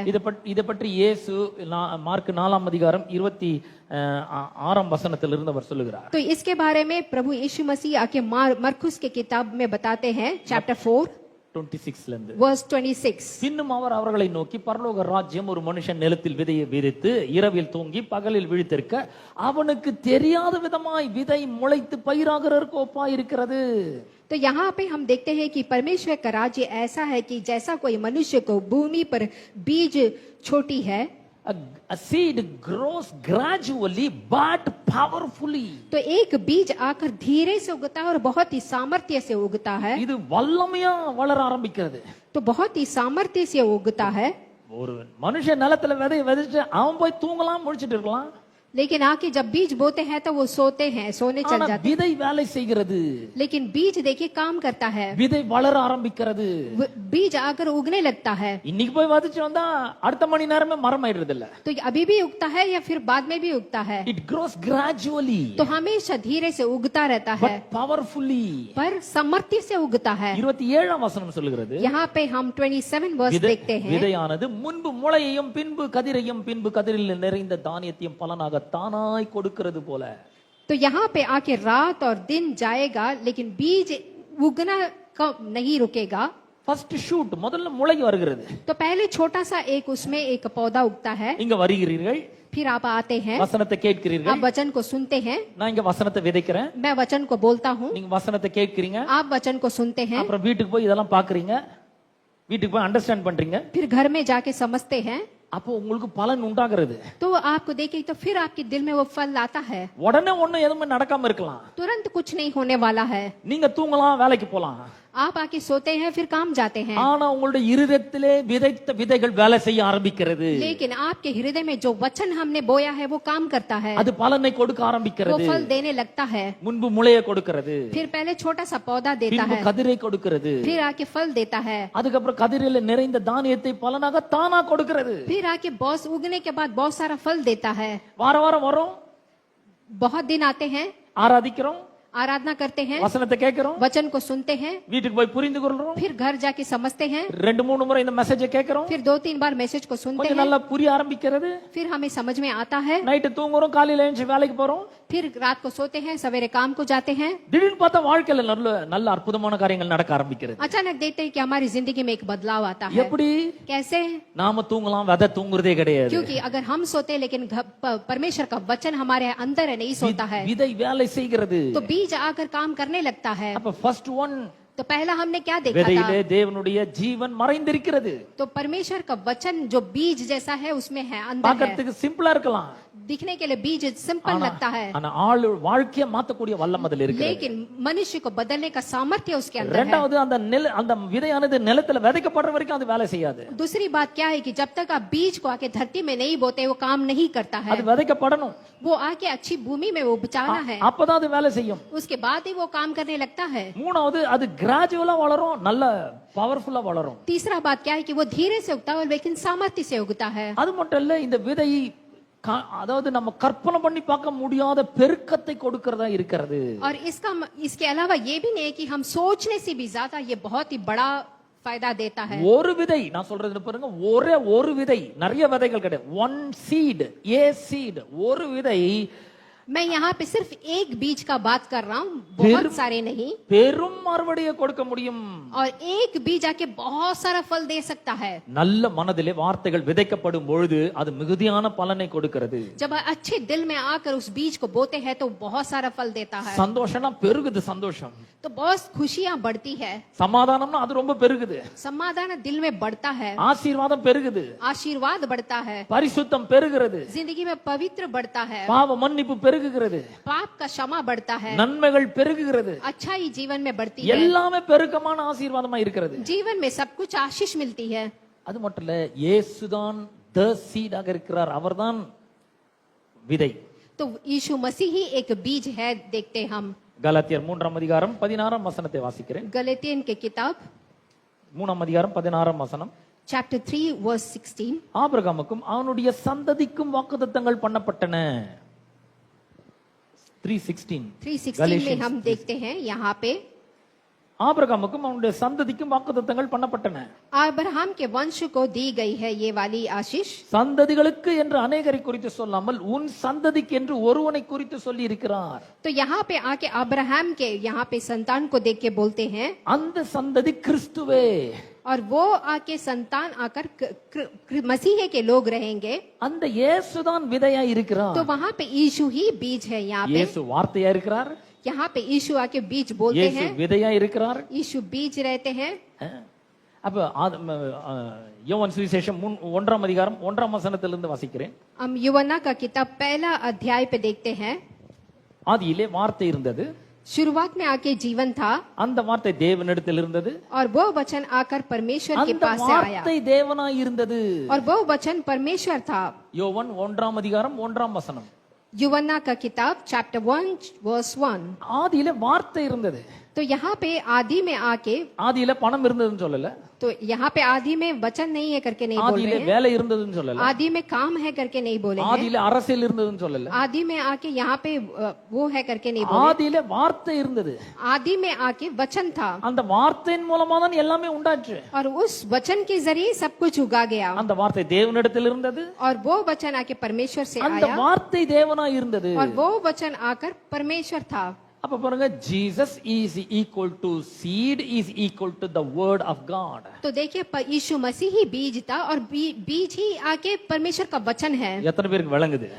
कितने लोग को मेरा समाचार समझ में आ रहा है? Jesus is the word of God. तो यहाँ पे जीसस ही परमेश्वर का वचन है। Not only is the word of God, he is the seed of God. और तो यहाँ पे वचन अकेले ये बीज का वचन है। சோ இந்த விதையில இந்த விதை எப்படிப்பட்ட விதையா இருக்கிறது, இதுல என்ன மாதிரி எல்லாம் சக்திகள் அடங்கி இருக்கிறது? तो ये बीज आके किस प्रकार का है, उसमें क्या सामर्थ्य है? இந்த விதை ஒரு மனிதனுக்குள்ள போகும்போது எப்பேற்பட்ட அற்புதம் நடக்கிறது? तो जब ये बीज आकर मनुष्य के अंदर जाता है क्या अद्भुत काम होता है? 1 பேதுரு 1ஆம் அதிகாரம் 23ஆம் வசனத்தை வாசிக்கிறேன். तो यहाँ पे पहला पत्रुस के किताब में देखता हूँ, 1 பேதுரு 1ஆம் அதிகாரம் 23ஆம் வசனம். chapter 1 verse 23, first Peter। அழிவுள்ள வித்தினாலே அல்ல, என்றைக்கும் நிற்கிறதும் ஜீவனுள்ளதுமாகிய தேவ வசனமாகிய அழிவில்லாத வித்தினாலே மறுபடியும் ஜெனிப்பிக்கப்பட்டிருக்கிறீர்களே। तो यहाँ पे आके नहीं मिटने वाला भाईचार से नहीं बल्कि मिटने वाला में से हम देखते हैं விதை தேவனுடைய வசனம். तो पर बीज आकर परमेश्वर का वचन है। தேவனுடைய வசனம் எப்படிப்பட்ட வித்தா இருக்கிறது? तो यहाँ पे परमेश्वर का वचन आके कैसा है? இது அழிவில்லாத வித்து. तो ये बिल्कुल नहीं मिटता है। இது என்றென்றைக்கும் நிற்கிற வித்து, இட்டர்னல் சீட். तो इसमें आके कभी भी नहीं नष्ट नहीं होता है। ये இது ஜீவனுள்ள வித்தா இருக்கிறது. इसमें जीवन रहता है। அங்க வேத வசனம் சொல்றது 24ஆம் வசனத்துல, மாம்சம் எல்லாம் புல்லை போலவும் மனுஷருடைய மகிமை எல்லாம் புல்லின் பூவை போலவும் இருக்கிறது. புல் உலர்ந்தது, அதன் பூவும் உதிர்ந்தது. तो यहाँ पे देखते हैं कि वर्स 24 में हर एक प्राणी घास के समान होता है, கர்த்தருடைய வசனமோ என்றென்றைக்கும் நிலைத்திருக்கும். உங்களுக்கு சுவிசேஷமாய் அறிவிக்கப்பட்டு வருகிற வசனம் இதுவே. लेकिन यहाँ पे घास सूख जाता है, लेकिन परमेश्वर का वचन आके युगन युगन स्थिर रहता है. அப்ப இங்க ரெண்டு வித்தை ஒப்பிடுகிறார்கள், அழிவுள்ள வித்து, அழிவில்லாத வித்து. तो यहाँ पे आके दो चीज को हम देखते हैं कि जो मिटने वाला और ना मिटने वाला. ஜீவனுள்ள வித்து, ஜீவன் இல்லாத வித்து. एक में जीवन होता है, एक में जीवन नहीं होता है. சீக்கிரத்தில் முடிந்து போகிற வித்து, இது என்றென்றைக்கும் நிற்கிற வித்து. एक आकर जल्दी खत्म होने वाला है और एक कभी भी खत्म அப்ப नहीं होने இவர் वाला வந்து है. எதை சொல்றாரு? இன்னைக்கு நமக்குள்ள ஒரு உயிர் இருக்கு இல்லையா? तो परमेश्वर आकर यहाँ पे किसको बताते हैं? हमारे अंदर एक जीवन रहता है. நம்முடைய தாய் தகப்பன் இடத்துல இருந்து இந்த உயிரை பெற்று இருக்கிறோம். तो हम आकर हमने माता पिता से एक बीज पाया है, இது சீக்கிரத்துல முடிவடைய போகிற ஒரு வித்து. और ये जल्दी ही खत्म होने वाला एक चीज है. ஆனால் தேவனிடத்திலிருந்து வந்திருக்கிற ஒரு வித்துனால நாம் மறுபடியும் பிறந்திருக்கிறோம். लेकिन परमेश्वर से आए वाले में से हम आकर दोबारा जन्मित हुए हैं. பாருங்க, நான் எங்க அப்பா அம்மாக்கும் பிள்ளை, देखिए मैं अपने माता पिता का एक बेटा हूँ, தேவனுடைய பிள்ளையாயும் நான் இருக்கிறேன். लेकिन मैं परमेश्वर का बेटा भी हूँ. எங்க அப்பா அம்மாக்கும் பிறந்திருக்கிறேன், मैं मेरा माता पिता का भी बेटा हूँ, தேவனாலேயே நான் பிறந்திருக்கிறேன். और मैं परमेश्वर के जरिए भी आया हूँ. எங்க அப்பா ஒரு வித்தை கொடுத்தாரு, मेरे मेरे माता पिता ने मुझे एक जीवन दिया है, நான் உயிரோட வந்தேன். और मैं जीवन தேவன் அவருடைய வித்தை எனக்கு கொடுத்திருக்கிறாரு. और परमेश्वर ने भी अपना जीवन मुझे நான் दिया है. மறுபடியும் பிறந்திருக்கிறேன். मैं फिर से जीवित हुआ. இந்த வசனத்தை நான் வேற சில மொழியாக்கங்கள்ல வாசிக்க விரும்புகிறேன். मैं इस वचन को आके दूसरे अध्याय लैंग्वेजों में पढ़ना चाहूंगा. 1 பேதுரு फर्स्ट पीटर ஒன்றாம் அதிகாரம் चैप्टर 1 23ஆம் வசனத்தை வாசிக்கிறேன். वर्स 23. இத வந்து NLT ல வாசிக்கிறேன், நியூ லிவிங் டிரான்ஸ்லேஷன்ல. दूसरा ट्रांसलेशन में पढ़ने वाले new living translation. For you have been born again, but not to a life that will quickly end. तो यहाँ पे देखे हैं, क्योंकि तुम नाशवान नहीं पर अविनाशी बीज से हो. அதாவது சீக்கிரத்துல முடிஞ்சு போற ஒரு வாழ்க்கைக்காக, ஜீவனுக்காக நீங்கள் ஜீவனால மறுபடியும் பிறக்கல. तो इसका मतलब ये नहीं है कि हमारा जीवन जल्दी खत्म Your होने new वाला है. life will last forever because it comes from the eternal living word of God. क्योंकि परमेश्वर का जीवित सदा रहने वाला है. நீங்கள் மறுபடியும் பிறந்திருக்கிறீர்கள், ரட்சிக்கப்பட்டிருக்கிறீர்கள். आप दोबारा आके जन्म हुए हैं. ரட்சிக்கப்படும்போது என்ன நடக்குது? उद्धार पाने के बाद क्या होता है? என்றென்றைக்கும் நிற்கிறதும் ஜீவனுள்ளமான அழியாத வித்து உள்ள வந்திருக்கிறது. तो परमेश्वर का नाश नहीं होने वाला जीवन आपके अंदर आता है. இன்னொரு மொழியாக்கம் சொல்கிறது, தேவனிடத்திலிருந்து அந்த ஜீவன் உங்களுக்குள்ளே வந்திருக்கிறது. दूसरा भाषा क्या कहता है कि परमेश्वर से वो जीवन आपके पास आया है. அவருக்குள்ள எப்படிப்பட்ட ஜீவன் இருந்ததோ அதே ஜீவன் உங்களுக்குள்ள வந்திருக்கிறது. तो परमेश्वर के अंदर जो जीवन था वो बिल्कुल वही जीवन आपके अंदर உங்களுடைய आया है. புதிய ஜீவன் பழைய ஜீவனை போல இல்ல.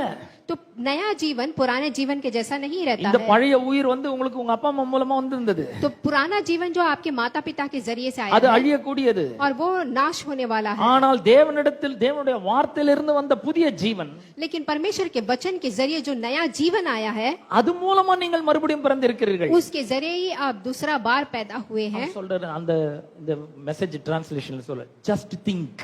तो यहाँ पे ये मैसेज क्या कहता है? सोच के देखिए, கொஞ்சம் சிந்திச்சு பாருங்க. थोड़ा सा सोच के देखिए. A life conceived by God himself. तो देखिए, तो परमेश्वर ही यीशु मसीह ही वचन है. தேவனுக்குள்ள எப்படிப்பட்ட ஜீவன் இருந்ததோ அதே ஜீவன் இப்ப எனக்குள்ள வந்திருக்கிறது. तो परमेश्वर के अंदर जो वचन है बिल्कुल वही सामर्थ्य हमारे अंदर है. இந்த ஜீவன் பிதாவாகிய தேவனுக்குள்ள இருந்தது, तो पहले आके परमेश्वर के अंदर था, அது இயேசுக்குள்ள இருந்தது. फिर यीशु मसीह के अंदर आया, அந்த இயேசு இங்க பூமியில பிறக்கிறார் மனிதனாக வந்து. फिर यीशु मसीह दुनिया में जन्म लेते हैं. இப்ப பாருங்க, இந்த வசனத்தினுடைய வல்லம் என்ன? ஒரு பாவியான மனுஷன் இந்த வசனத்தை கேட்ட உடனே புது சிருஷ்டியா மாறி விடுகிறான். तो इस वचन का सामर्थ्य क्या है कि पापी इंसान जब वचन सुनता है तो वो नया इंसान बन जाता है. என்ன நடக்கிறது? எப்படி நடக்கிறது இது? तो ये कैसा होता है और क्यों होता है? யோவான் 1ஆம் அதிகாரத்துல அதுக்கு பதில் இருக்கிறது. तो यहाँ पे इसका उत्तर मैं बताता हूँ. 1ஆம் அதிகாரம் 4ஆம் வசனம் சொல்கிறது. पहला अध्याय யோவான் 1:4. यूहन्ना का किताब, द बुक ऑफ यूहन्ना चैप्टर 1 वर्स 4. John chapter 1:4. அவருக்குள் ஜீவன் இருந்தது, அந்த ஜீவன் மனுஷருக்கு ஒளியாய் இருந்தது. तो उसके अंदर एक जीवन था और वो जीवन आके उजाला था. பாருங்க, அவருக்குள்ள ஜீவன் இருந்தது. तो देखिए, उसमें जीवन था और वो जीवन मनुष्य के ज्योति था. அவருக்குள்ள என்ன மாதிரி ஜீவன் இருந்ததோ அதே ஜீவன் இப்ப எனக்குள்ள வந்தாச்சு. तो उसके अंदर जो जीवन था बिल्कुल वही जीवन मेरे अंदर அதே आया ஜீவன் है, உங்களுக்குள்ள வந்தாச்சு. और वही जीवन आपके अंदर है. அந்த ஜீவன் மனுஷருக்கு ஒளியாய் இருந்தது. और वो जीवन आकर ज्योति था. அந்த ஒளி இருளிலே பிரகாசித்தது. और वो ज्योति आकर अंधेरे में उजाला देने लगा। இருளானது அதை ஜெயிக்க முடியவில்லை. तो अंधेरा आकर उनको जीत नहीं पाया। பிரியமானவர்களே, பிதாவுக்குள்ள இருந்த ஜீவன் वो आके परमेश्वर से आया, ரட்சிப்பின் மூலமாக இயேசு கிறிஸ்து மூலமாக எனக்குள்ள வந்தாச்சு. फिर यीशु मसीह के जरिए मेरे अंदर आया। அந்த ஜீவனை இயேசு கிறிஸ்துக்குள்ள வச்சு அவர் அனுப்புனாரு. फिर आके वो यीशु मसीह के अंदर ही रहा तो नहीं आ இப்ப पाएगा। இயேசு கிறிஸ்து எனக்குள்ள வந்தாச்சு. अब यीशु मसीह मेरे अंदर आ गया है, அவர் உள்ள வந்த உடனே ஜீவன் வந்தாச்சு. இப்போ और जब यीशु मसीह मेरे अंदर आते हैं तो जीवन आता है। ஜீவன் வந்துச்சுன்னா என்னாச்சு? तो जब जीवन आता है तो क्या होता है? ஒளி வந்தாச்சு. இப்போ तो ज्योति आती है। ஒளி வரும்போது இருள் ஆட்டோமேட்டிக்கா போயிடணும். तो जब ज्योति आए तो ऑटोमेटिकली अंधेरा चला जाता है। லைட்ட போட்டோன்னே இருள் ஆட்டோமேட்டிக்கா போயிடுது பாருங்க. तो जब आप लाइट डालते हैं तो अंधेरा चला जाता है। அப்ப பாருங்க, ஏற்கனவே ஒளி வந்தாச்சு உள்ள. तो बिल्कुल उसी तरह से मेरे अंदर उजाला आ गया है। நீங்களும் நானும் இந்த உலகத்துல ஒளியாய் இருக்கிறோம். आप और मैं इस धरती में उजाला है। யோவான் 8:12 இயேசு சொல்கிறார், நானே இந்த உலகத்தின் ஒளியாய் இருக்கிறேன். यूहन्ना का किताब 8वीं अध्याय 12वीं वचन कहता है कि मैं ही इस दुनिया के लिए उजाला हूँ। மத்தேயு சுவிசேஷம் 5ஆம் அதிகாரம் 16ஆம் வசனத்துல இயேசு சொல்கிறார். மத்தேயு 5:16 मैथ्यू का किताब 5:16 कहता है, இயேசு சொல்லுகிறார், यीशु कहते हैं, மனுஷர் உங்களுடைய நற்கிரியைகளை கண்டு பரலோகத்தில் இருக்கிற பிதாவை மகிமைப்படுத்தும்படிக்கு உங்கள் வெளிச்சம் அவர்களுக்கு முன்பாக பிரகாசிக்க கடவது. तो यहाँ पे कहते हैं, वचन कहता है कि तुम्हारे अंदर जो अच्छे गुण है वो परमेश्वर के नाम की महिमा होता है। ஒளி இருளிலே பிரகாசிக்கிறது. तो यहाँ पे उजाला आकर अंधेरा में ज्योति जलाती है। ஒரு தீர்க்கதரிசி சொல்றார், இந்த பூமி முழுச இருளா இருக்கிறது. तो यहाँ पे हम देखते हैं कि भूमि फुल अंधेरा था, ஆனா உங்க மேல இயேசு உதிக்கிறார். लेकिन आपके अंदर यीशु मसीह है। அவர் சொல்றாரு, ஏசாயா 60ஆம் அதிகாரம் 1ஆம் வசனத்துல, எழும்பி பிரகாசி. ऐसाया चैप्टर 60 वर्स 1 कहते हैं कि उठकर उजाला दे। Arise and shine forth. तो यहाँ पे वचन कहता है कि उठकर उजाला दे। தேவனுக்குள்ள இருந்த அந்த ஜீவன் உங்களுக்குள்ள வந்தாச்சு. तो परमेश्वर अंदर के जो जीवन है वो आपके अंदर आ गया அந்த है। ஜீவன் ஒளியாய் உங்களுக்குள்ள இருக்கிறது. तो वो जीवन आकर उजाला के रूप में है। you must emanate तो light. उसको आके आप जलाना है। இப்போ வெளி பிரகாசிக்க வேண்டும் நீங்கள். तो आप उसको जलाना है। ஏசாயா 60:1 அவர் சொல்றாரு, तो हमने ईसाया का किताब चैप्टर 61 में देखा था, எழும்பி பிரகாசி, உன் ஒளி வந்தது. उठ के खड़ा होके उजाला, तेरा उजाला आ गया है, your light has come. तेरा समय आ गया है। இருள் பூமியையும் காருள் ஜனங்களையும் மூடும், ஆனாலும் உன்மேல் கர்த்தர் உதிப்பார். तो यहाँ पे उठकर प्रकाश होना है हमें। தேவன் ஏற்கனவே உங்கள் மேல உதிச்சிருக்கிறாரு. परमेश्वर ऑलरेडी आपके अंदर है। அவர் உங்களுக்குள்ள ஜீவனா இருக்கிறார். आपके अंदर वो जीवन அவர் है, உங்களுக்குள்ள ஒளியா இருக்கிறார். आपके अंदर उजाला बनकर அந்த है। ஒளி இருளிலே பிரகாசிக்க வேண்டும். और वो अंधेरा उजाला आकर अंधेरा में उजाला देता है। கொஞ்சம் கற்பனை செஞ்சு பாருங்க, இந்த பூமி முழுக்க இருளா இருக்குது. तो अब जरा सोच के देखिए, ये पूरा धरती आके இந்த अंधेरा है, உலகம் முழுக்க இருட்டா இருக்குது. हर जगह पे अंधेरा है। ஆனா கர்த்தர் உங்களை என்னைய லைட் மாதிரி வச்சிருக்கிறாரு. लेकिन आपको परमेश्वर ने, मुझे और आपको उजाला बना के रखा உங்களை है। என்னைய ஒரு கலங்கரை விளக்கம் போல வச்சிருக்கிறாரு. आपको और मुझे आके एक उजाला बना के रखा है। நீங்களும் நான் என்ன சொன்னோம், இருளிலே பிரகாசிக்க வேண்டும். तो आप और मैं क्या करना, अंधेरा में चमकना है। இருள் இருக்கிற ஜனங்க வெளிச்சத்தை பார்த்தவன ஓடி வருவார்கள். और जो जो आके अंधेरा में है उसे उजाला की जगह पे लेके आना है। 2ஆம் வசனத்தில் சொல்றாரு, உதிக்கிற உன் வெளிச்சத்தின் இடத்திற்கு பூமியின் ராஜாக்கள் நடந்து வருவார்கள். तो यहाँ पे आके दूसरा अध्याय वचन में हम देखते हैं कि राज्य राज्य के लोग पर घोर अंधकार छाया हुआ है, நீங்கள் ஒளிராவிட்டால் யாரும் வரமாட்டாங்க. परंतु तेरे ऊपर यहोवा का उदय होगा। அநேக கிறிஸ்தவர்கள் ரட்சிக்கப்பட்டு இருக்கிறார்கள், बहुत सारे लोग उद्धार पाए हैं, மறுபடியும் பிறந்து இருக்கிறார்கள், दूसरा बार जन्म लिए हैं, பாவங்கள் மன்னிக்கப்பட்டிருக்கிறது, उनका पाप क्षमा हुआ है, தேவனுடைய ஜீவன் அவர்களுக்குள்ள வந்திருக்கிறது. परमेश्वर का जीवन उनके अंदर அந்த है, ஜீவன் உள்ள வெளிச்சம் மாதிரி இருக்கிறது. उनका जीवन आकर उजाला बन के है, ஆனா அவங்களுக்கே தெரியல. लेकिन उनको ही पता नहीं है, நிறைய இருளுக்கு அடிமைப்பட்டு இருக்கிறார்கள். क्योंकि वो लोग अंधेरा का गुलाम बनकर है, இருளின் காரியங்களுக்கு அடிமைப்பட்டு இருக்கிறார்கள். उनके अंदर अंधेरा का काम बहुत ज्यादा இல்ல है। இல்ல, நீங்களும் நானும் அடிமைப்பட்டவர்கள் அல்ல. तो ये आप और मैं उसमें नहीं है, அந்த ஒளி இருளிலே பிரகாசித்தது. लेकिन वो उजाला आके अंधारा में प्रकाश देने लगा। இருள் அந்த வெளிச்சத்தை ஜெயிக்கல. तो यहाँ पे आके अंधारा आके प्रकाश को नहीं அப்படின்னு जीता। என்ன அர்த்தம், நீங்க தான் ஜெயிக்க முடியும். इसका मतलब क्या है कि आप लोग ही जीत पा सकते हैं, எல்லா இருளையும் ஜெயிக்க முடியும். आप लोग आके सारे अंधेरा को जीत पा सकते இருள் கூட हैं। போய் சண்டை போட்டு ஜெயிக்கிறது இல்ல.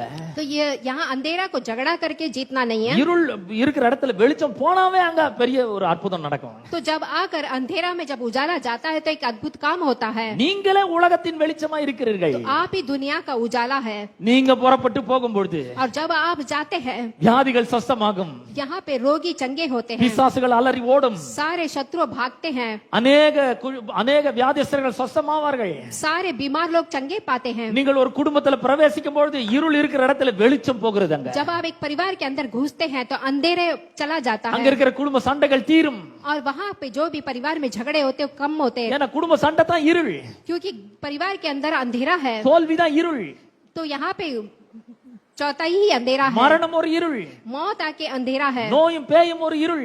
गरीबी बीमारी अंधेरा है। வெளிச்சமாகி நீங்கள் போகும்போது அதெல்லாம் ஓட ஆரம்பிக்கும். लेकिन जब आप उजाला अंधेरा में जाते हैं तो अंधेरा दौड़ता है। எத்தனை பேர் சந்தோஷமா இருக்கு? सब लोग कितने लोग खुश हैं? எனக்கு ரொம்ப சந்தோஷமா இருக்கு. मुझे बहुत खुशी है। when you step in, जब आप आके ये अपना कदम रखते the हैं darkness flee away, और सारा अंधेरा भागता है, because you are the light of the क्योंकि world. आप लोग उजाला है। You have to shine forth in this world. आप लोग आके प्रकाशित होना है। இருள் ஜெயிக்க முடியாது. अंधेरा आके जीत नहीं पा सकता है, பிசாசு உங்களை ஜெயிக்க முடியாது. शत्रु आके आपको जीत नहीं நீங்க पा பிசாசை सकता। ஜெயிக்க முடியும். आप शत्रु को जीत पा सकते हैं, ஏன்னா பவர் பிசாசுக்குள்ள இல்ல, உங்களுக்குள்ள இருக்குது. क्योंकि सामर्थ्य है शत्रु के अंदर नहीं है, आपके अंदर है। ஜீவன் பிசாசுக்குள்ள இல்ல, உங்களுக்குள்ள இருக்கிறது. जीवन आकर शत्रु के अंदर नहीं है बल्कि आपके अंदर है। ஒளி பிசாசுக்குள்ள இருக்க இல்ல, உங்களுக்குள்ள இருக்கிறது. प्रकाशित आके आपके अंदर, शत्रु के अंदर नहीं है, आपके अंदर है। நீங்க போகும்போது இருள் ஓடும், और जब आप जाते हैं तो अंधेरा भाग जाता है, நீங்க போகும்போது இருள் விலகிடும். जब आप जाते हैं तो अंधेरा हट जाता है, இருள் வணங்கி வழிவிடும் உங்களுக்கு. और आके अंधेरा आकर आपको घुटने टेक कर जगह छोड़ता The है। darkness has to bow before you, अंधेरा आके आपके सामने घुटने टेकेंगे, because you are the light of the world. क्योंकि आप आकर दुनिया के प्रकाशित हो, God is living inside of you. क्योंकि परमेश्वर आपके अंदर जी रहा है, His life is inside of you. क्योंकि यीशु मसीह का जीवन आपके अंदर His है, light is inside of you. उसका प्रकाशित आपके अंदर है। When you step in, जब आप आके अपने कदम रखेंगे the darkness will flee away. तो पूरा अंधेरा दूर भागेगा। எத்தனை பேர் ஹாப்பியா இருக்குது? कितने लोग खुश हैं? எனக்கு ரொம்ப சந்தோஷமா இருக்கு. मुझे बहुत खुश है। आप நமக்கு लोग खुश என்னது? हैं क्या? சந்தோஷம், சமாதானம், நிம்மதி, வெற்றி, ஆசீர்வாதம் எல்லாமே நம்முடையது. देखिए आपको आके समाधान, आशीष, चंगाई सब कुछ मिलेगी। அப்ப பாருங்க, வெளிச்சம் அப்படின்னு ஒண்ணு உங்களுக்கு என்ன ஞாபகம் வருது பாருங்க. तो देखिए यहाँ पे उजाला माने हम क्या देखते हैं? யாத்திராம் புஸ்தகத்துல இஸ்ரவேல் ஜனங்கள் அடிமைத்தனத்திலிருந்து வெளியே வருகிறார்கள். निर्गमन के किताब में जब आके इसराइल के जनता जब गुलामीपन से बाहर आते हैं तो சாதாரணமா வரல, ஏராளமான அற்புதங்களை கர்த்தர் நடத்தி காண்பிக்கிறார். वहाँ पे बहुत ही अद्भुत कार्य वो लोग देखते हैं। அதுல ஒரு அற்புதம் என்னன்னா காரிருள். तो यहाँ पे एक अद्भुत क्या है कि अंधेरा भागता है। Exodus chapter 10 verse 20 onwards, chapter 21 onwards. 10 verse 21। ஆமா. அப்பொழுது கர்த்தர் மோசேயை நோக்கி, தடவி கொண்டிருக்கத்தக்கதான இருள் எகிப்து தேசத்தின் மேல் உண்டாகும்படிக்கு உன் கையை வானத்துக்கு நேராக நீட்டு என்றார். तो यहाँ पे हम देखते हैं कि परमेश्वर ने मूसा से कहा कि अपने हाथ को आकाश की ओर बढ़ा, மோசே தன் கையை வானத்துக்கு நேராக நீட்டினான். और मूसा आके अपने हाथ को आकाश की ओर बढ़ाता है।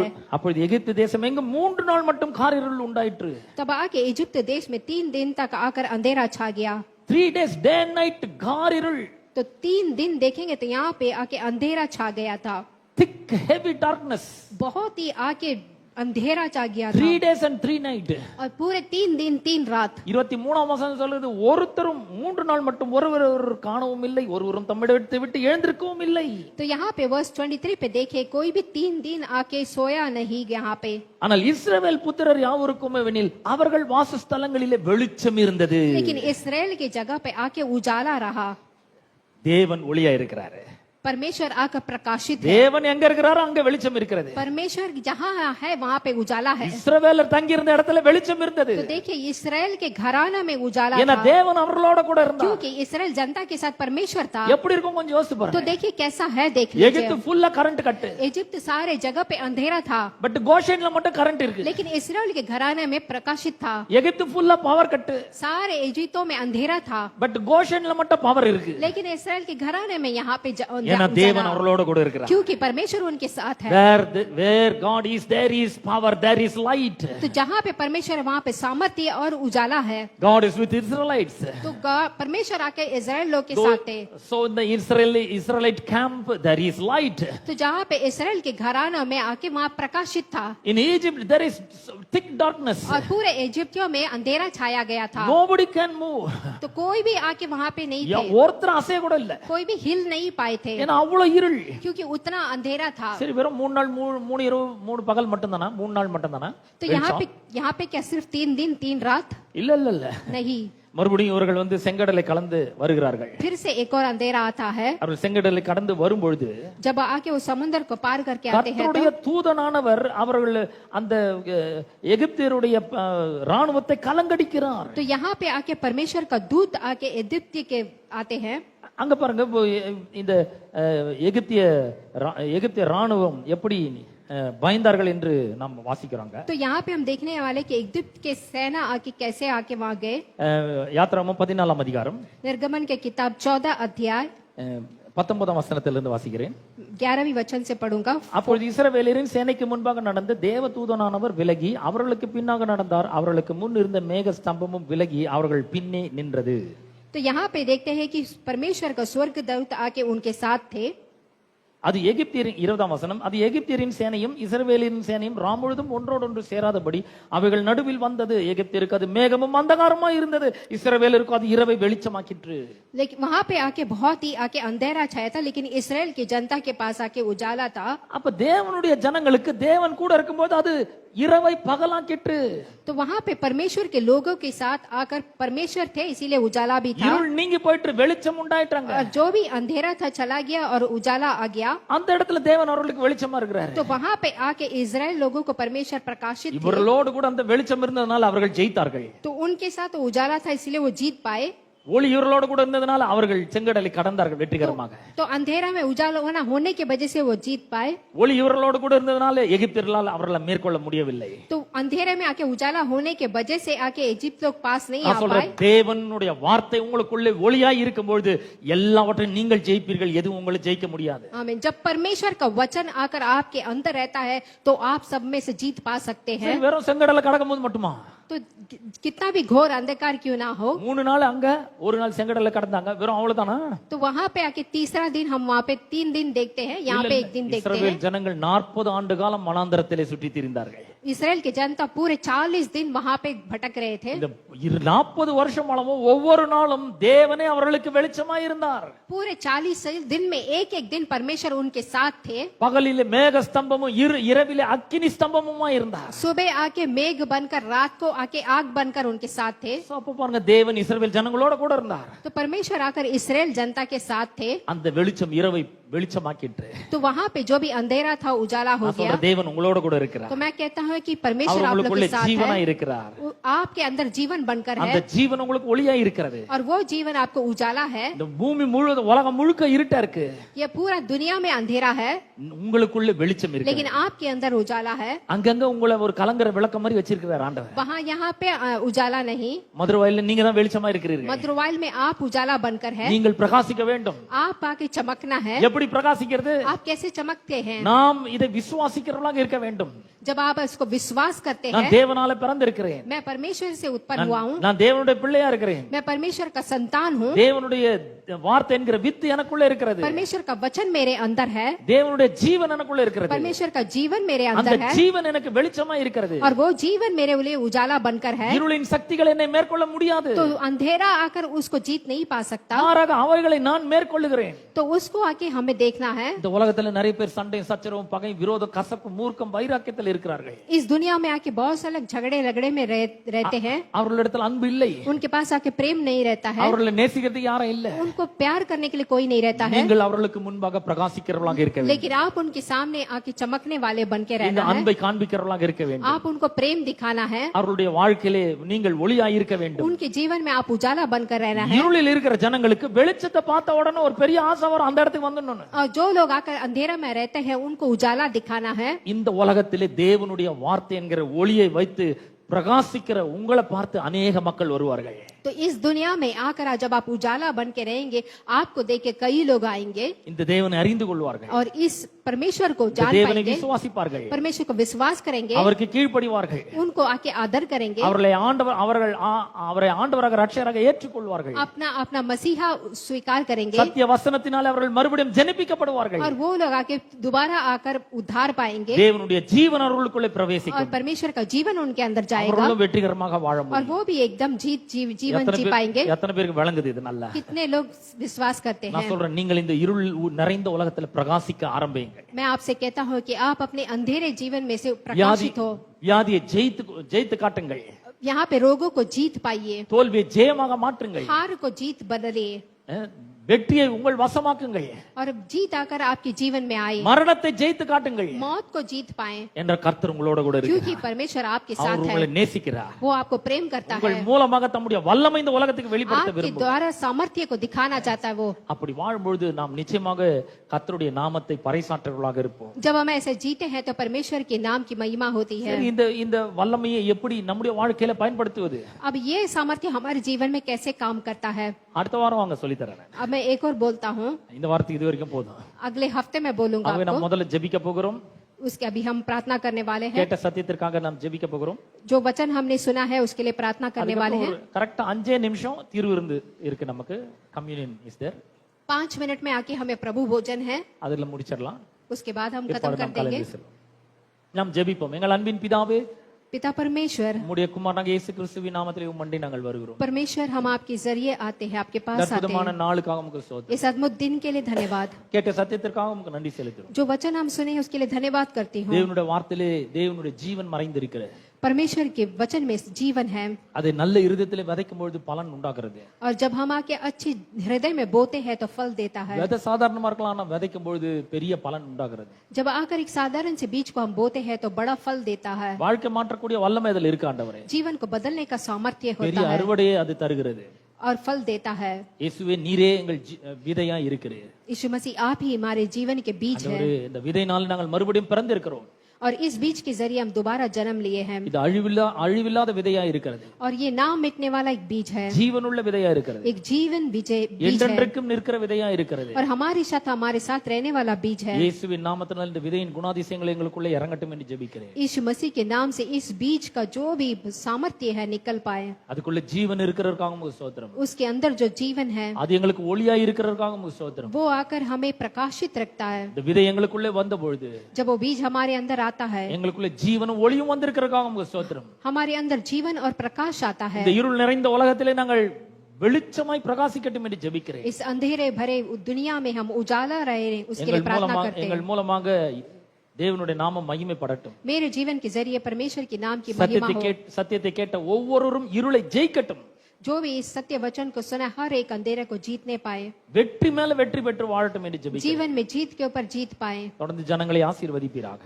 लगातार आप परमेश्वर के संतानों को आशीष करें। துதி கன மகிமை உமக்கே நாங்கள் செலுத்துகிறோம். सब कुछ यीशु मसीह के नाम से मांगते हैं। இயேசுவின் நாமத்தில் ஜெபிக்கிறோம் பிதாவே. सुन और ग्रहण कर। ஆமென். ஆமென். நாம் திருவிருந்துக்கு நேராக கடந்து செல்ல போகிறோம். अभी हम प्रभु भोजन लेने वाले हैं। திருவிருந்து நம்ம ஒரு வேத பகுதியை நான் உங்களுக்காக வாசிக்க போகிறேன். प्रभु भोजन से पहले मैं एक वचन आपके लिए पढ़ना चाहूंगा। மத்தேயு சுவிசேஷம் 15ஆம் அதிகாரம், मत्ती का किताब चैप्टर 15 21ஆம் வசனத்திலிருந்து வாசிக்கிறேன். वर्स 21 से पढ़ूंगा। Matthew chapter 15 verse 21 onwards. 15 chapter 15 verse 21। பின்பு இயேசு அவ்விடம் விட்டு புறப்பட்டு தீரு சீதோன் பட்டணங்களின் திசைகளுக்கு போனார். அப்பொழுது அந்த திசைகளில் குடியிருக்கிற கானானிய ஸ்திரீ ஒருத்தி அவரிடத்தில் வந்து, ஆண்டவரே, தாவீதின் குமாரனை எனக்கு இரங்கும் என்று என் மகள் பிசாசினால் கொடிய வேதனைப்படுகிறாள் என்று சொல்லி கூப்பிட்டாள். तो यहाँ पे हम देखते हैं कि यीशु वहां से निकल कर सूर और मैदे वहां पे प्रवेश करते हैं। அவளுக்கு பிரதியுத்தரமாக அவர் ஒரு வார்த்தையும் சொல்லவில்லை. அப்பொழுது அவருடைய சீஷர்கள் வந்து, இவள் நம்மை பின்தொடர்ந்து கூப்பிடுகிறாள், இவளை அனுப்பிவிடும் என்று அவரை வேண்டிக் கொண்டார்கள். तो यहाँ पे हम देखते हैं कि एक लड़की कहानी के बारे में देखते हैं। அதற்கு அவர், காணாமற் போன ஆடுகளாகி இஸ்ரவேல் வீட்டாருக்கு அனுப்பப்பட்டேன் என்று மற்றபடி அல்லவென்றார். सो इसराइल के घराने के कोए भीड़ को छुड़ाने भी कैसे के बारे में देखते हैं। அவள் வந்து, ஆண்டவரே எனக்கு உதவி செய்யும் என்று அவரை பணிந்து கொண்டாள். तो यहाँ पे उनको आके मदद करने के बारे में देखते हैं। அவர் அவளை நோக்கி, பிள்ளைகளின் அப்பத்தை எடுத்து நாய்க்குட்டிகளுக்கு போடுகிறது நல்லதல்ல என்றார்.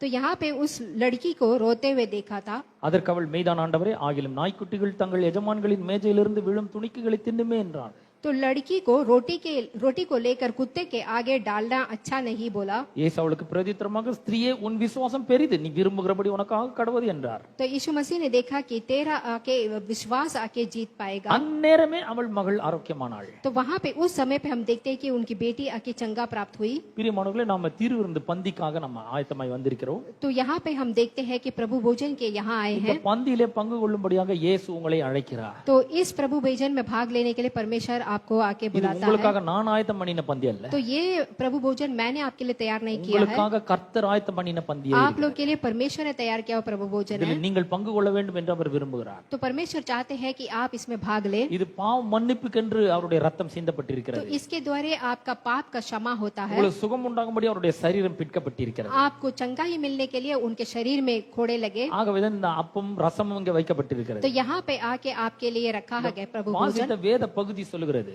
तो यहाँ पे वचन कहता है, ஒரு கானானிய ஸ்திரீ வருகிறாள், அவளுடைய மகள் கொடிய வேதனைப்படுகிறாள் பிசாசினாலே. तो यहाँ पे एक कानान की स्त्री की बेटी आके शत्रु के जकड़ में थी। அவ சொல்ற, ஆண்டவரே எனக்கு உதவி செய்யுங்க, तो वो कहती है कि परमेश्वर मुझे मदद कर, என் மகள் கொடிய வேதனைப்படுகிறாள் பிசாசினால. मेरी बेटी बहुत ही मुश्किल उठा रही है। அவர் சொல்றாரு, சீஷர்லாம் சொன்னாங்க, என்னங்க இவ சும்மா வந்துட்டே இருக்கிறா, இவளுக்கு ஏதாவது சொல்லி அனுப்புங்க அப்படின்றா. तो यहाँ पे उसके यीशु के चेले कहते कुछ ना कुछ बोलती रहेगी, उसे कुछ बोल के भेज दो। அப்ப ஏசு சொல்றாரு, இஸ்ரவேல் ஜனத்துக்கு தான் வந்தேன், நான் உனக்காக வரல அப்படின்ட்டு. तो आके यीशु कहते हैं कि यहाँ पे आई नहीं आई है। அவ வந்து கேக்குற, ஆண்டவரே எனக்கு ஹெல்ப் பண்ணுங்க. तो वो कहती है कि यीशु मसीह मुझे मदद करो। அப்ப இன்னும் சொல்றாரு, பிள்ளைகளுடைய அப்பத்தை எடுத்து நாய்களுக்கு போடுகிற, நாய்க்குட்டிகளுக்கு போடுறது நல்லது அல்ல என்ற. तो यहाँ पे देखती है कि रोटी लेकर कुत्ते को आगे डालना अच्छी नहीं है, ஆனா அவ விசுவாசத்தை இன்னும் காண்பிக்க விரும்புகிறாள். लेकिन वो अपने विश्वास को दिखाना चाहती है। இப்படி சொன்னோன்னா விசுவாசம் எல்லாம் போயிடல. तो यहाँ पे वो अपने विश्वास को नहीं, அப்படியாங்க, சரி நான் போயிட்டு வரேன் அப்படின்னு போல. ऐसा नहीं कह रही है कि मैं जाके आती हूँ करके। அவ சொல்ற 27ஆம் வசனம், அதற்கு அவள், மெய்தான் ஆண்டவரே, ஆகிலும் நாய்க்குட்டிகள் தங்கள் எஜமான்களின் மேஜையிலிருந்து விழும் துணிக்கைகளை தின்னுமே என்றாள். तो यहाँ पे वो 27 वर्ष में हम देखते हैं, सत्य है प्रभु, कुत्ते भी वहाँ चूर करते हैं। அவரோட மகள் கொடிய வேதனைப்படுகிறாள். तो उसकी बेटी आके बहुत ही मुश्किल उठाती है, அதிலிருந்து அவள் விடுதலை ஆகணும். वो वहाँ से छुटकारा पाना चाहती है। அதுக்கு வந்து சுகம்தான் பிள்ளைகளுடைய அப்பம் என்று இயேசு சொல்றாரு. तो यहाँ पे चंगाई माने बेटी के लिए है, உனக்கு சுகத்தை கொடுக்க முடியாதுன்னு சொல்றாரு. तो यहाँ पे जाने से चंगाई नहीं मिलेगी। அவ சொல்றா, நாய்க்குட்டிகள் எஜமான்களின் மேசையிலிருந்து விழும் துணிக்கைகளை தின்னுமே. तो जो यजमान के जो बच्चे होते हैं वो कुत्ते खाते हैं। இந்த பக்கம் பாத்தீங்கன்னா பிசாசினால் கொடிய வேதனை, तो यहाँ पे देखते हैं कि वो शत्रु के अंचड़े में आई है। இங்க பாத்தீங்கன்னா துணிக்கை, சின்ன துணிக்கை. துணிக்கை means a portion, a part. तो यहाँ पे देखिए तो एक छोटा सा रोटी का टुकड़ा, இவ்வளவு சின்ன ஒரு அப்ப துணிக்கை இவ்வளவு பெரிய கொடிய வேதனையை நீக்க முடியுமா? तो इतना छोटा सा एक टुकड़े के लिए इतना बड़ा रोग को चंगा हो सकता है क्या? அதனால தான் இயேசு அந்த ஸ்திரியை பார்த்து சொல்றாரு, உன் விசுவாசம் பெரியது. लेकिन इसीलिए यीशु उस औरत को देख के बोलते हैं कि तेरा विश्वास बहुत बड़ा है। இவ்வளவு சின்ன துணிக்கு அவ்வளவு பெரிய கொடிய வேதனையை நீக்கும் என்று சொன்னால், ये छोटे से टुकड़ा के लिए इतना बड़ा रोग को मिटा सकते हैं, तो இயேசு தம்முடைய சரீரத்தை பிற்கும்படி ஒப்பு கொடுத்திருக்கிறார். तो यीशु मसीह ने अपने पूरे शरीर को आकर उन्होंने कोड़े खाने के लिए सौंपा உங்களை है, சுகமாக்கும்படியாக. आपको चंगा देने के लिए। அவர் தம்முடைய விலையேறப்பெற்ற ரத்தத்தை சிந்திருக்கிறார். अपने बहुमूल्य रक्त को बहाया, உங்களுடைய பாவங்களை எல்லாம் கழுவி சுத்தமாக்கும்படியாக. आपके पाप को पूरा क्षमा करने के लिए। அவ்வளவு சின்ன துணிக்கு அவ்வளவு பெரிய கொடிய வேதனையை சரிப்படுத்தும்னா, இந்த அப்பமும் ரசமும் பாருங்க, அது நமக்கு பெரிய ஒரு சுகத்தை கொண்டு வர முடியும் நிச்சயமா. तो देखिए इतना छोटा टुकड़ा आके इतने बड़े रोग से चंगा ही दे सकता है, तो प्रभु भोजन आपको कितना चंगा कर सकता ஆவி है। ஆத்மா சரீரத்தில் ஒரு பெரும் சுகம் உங்களுக்காக வைக்கப்பட்டிருக்கிறது. तो आपको आके आशीष रखा गया है, இதுல யாரெல்லாம் பங்கு கொள்ளலாம்? इसमें आके कौन ले सकता है? கர்த்தராகிய இயேசுவை ஆண்டவராக ரட்சகராக ஏற்றுக்கொண்டு விசுவாசிக்கிற யார் வேணா இதுல பங்கு கொள்ளலாம். जो आके परमेश्वर को विश्वास करके अपनाया है। நான் உங்களுக்காக ஜெபிக்க போகிறேன், मैं आपको लिए प्रार्थना करने वाला हूँ பந்திக்காக ஜெபிக்க போகிறேன். और प्रभु भोजन के लिए प्रार्थना करने वाला हूँ। ஜெபித்து முடித்த பிற்பாடு உங்களுக்கு பரிமாறப்படும். प्रार्थना खत्म होने के बाद प्रभु भोजन आपको दिया जाएगा।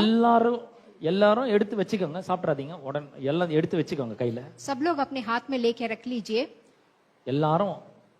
எல்லாருக்கும் கொடுத்து முடித்த பிற்பாடு நாம் எல்லாரும் ஒன்றாக சேர்ந்து இதை அனுசரிப்போம். तो सबको देने के बाद आकर एक साथ खाएंगे। கண்களை மூடி ஜெபிப்போம். आंख बंद करके प्रार्थना करेंगे। எங்கள் அன்பின் பிதாவே உம்முடைய குமாரனாகிய இயேசுவின் நாமத்திலே உம்மண்டை நாங்கள் வருகிறோம். मेरे पिता परमेश्वर यीशु मसीह के नाम से आपके पास आता இந்த हूँ। பரிசுத்த பந்திக்காக உமக்கு நன்றி इस செலுத்துகிறோம். पवित्र भोजन के लिए धन्यवाद இது करता हूँ। நீர் எங்களுக்காக ஆயத்தப்படுத்தின பந்தி ஆண்டவரே. ये आकर आपने हमारे लिए तैयार किया है। எங்களுக்காக சிந்தப்பட்ட முடிய விலையேற பெற்ற ரத்தத்துக்காக உமக்கு ஸ்தோத்திரம். आपके बहुमूल्य लहू के लिए धन्यवाद। எங்களுக்காக பிட்கப்பட்ட முடிய சரீரத்துக்காக உமக்கு ஸ்தோத்திரம். आपने हमारे लिए कोड़े खाए उसके लिए धन्यवाद। இதிலே நாங்கள் பங்கு கொள்ளும்போது ஒரு பயபக்தியோடு பங்கு கொள்ள எங்களுக்கு உதவி செய்வீராக. इसमें जब हम भाग लेते हैं तो बड़े भय से हम भाग लेने के लिए आप हमें मदद ஒரு करें। சிறு துணிக்கு அவ்வளவு பெரிய சுகத்தை உண்டாக்கும் என்றால் முடிய சரீரம் முடிய விலையேற பெற்ற ரத்தம் எங்களுக்கு எவ்வளவு பெரிய சுகத்தையும் ஆரோக்கியத்தையும் ஆசீர்வாதத்தையும் செழிப்பை கொடுக்க முடியும். आपका बहुमूल्य लहू और आपके कोड़े खाने से हमारे लिए बहुत ही बड़ी आशीष आपने रखी है। இதிலே நாங்கள் விசுவாசத்தோடு பங்கு கொள்கிறோம். इस विश्वास के जरिए मैं आप प्रभु भोजन में भाग लेता எங்கள் हूँ। ஒவ்வொருவரையும் தகுதிப்படுத்தும் ஆசீர்வதியும். आप हम सबको आके इस प्रभु भोजन लेने के लिए मदद करें। இயேசுவின் நாமத்தில் ஜெபிக்கிறோம் பிதாவே. यीशु मसीह के नाम से मांगते हैं, सुन और ग्रहण कर। आमीन। आमीन।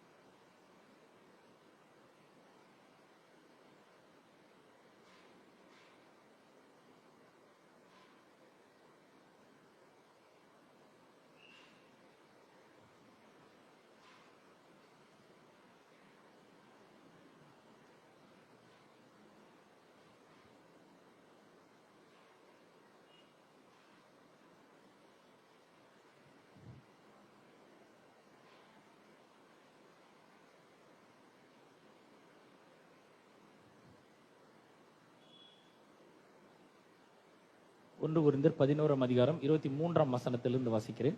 पहला कोरिन्थियन का किताब। நாம் எல்லாரும் எழுந்து நிற்போம். तो हम सब लोग खड़े हो जाएंगे। எல்லாரும் எழுந்து நிற்போம்.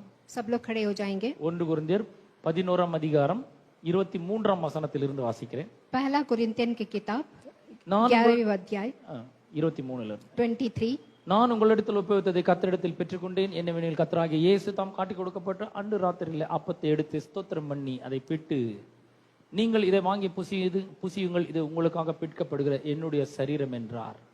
तो परमेश्वर ने कहा है कि आपके हाथ में जो अपम है उसे तोड़ के आप खाए, ये मेरे शरीर है। நாம் இந்த அப்பத்தை புசிப்போம். हम आकर इस अपम को खाएंगे। அவர் அந்தபடியே பாத்திரத்தையும் எடுத்து, இந்த பாத்திரம் என் ரத்தத்தினாலாகிய புதிய உடன்படிக்கையா இருக்கிறது, இதை பானம் பண்ணும் போதெல்லாம் என்னை நினைவு கூறும்படி இதை செய்யுங்கள் என்றார். फिर आकर उन्होंने आकर इस लहू को आकर मैं आने तक आप याद रखना बोलकर किया बोले थे। நாம் இந்த பாத்திரத்தில் பானம் பண்ணுவோம். अब आकर हम पिएंगे।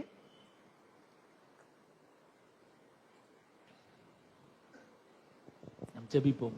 प्रार्थना करेंगे। ஸ்தோத்திரம் பண்ணுவோம். ஸ்தோத்திரம் ஸ்தோத்திரம் यीशु मसीह आपका धन्यवाद हो। ஸ்தோத்திரம் ஆண்டவரே. धन्यवाद Thank you Yeshu Masih. Jesus. Thank you धन्यवाद। Jesus.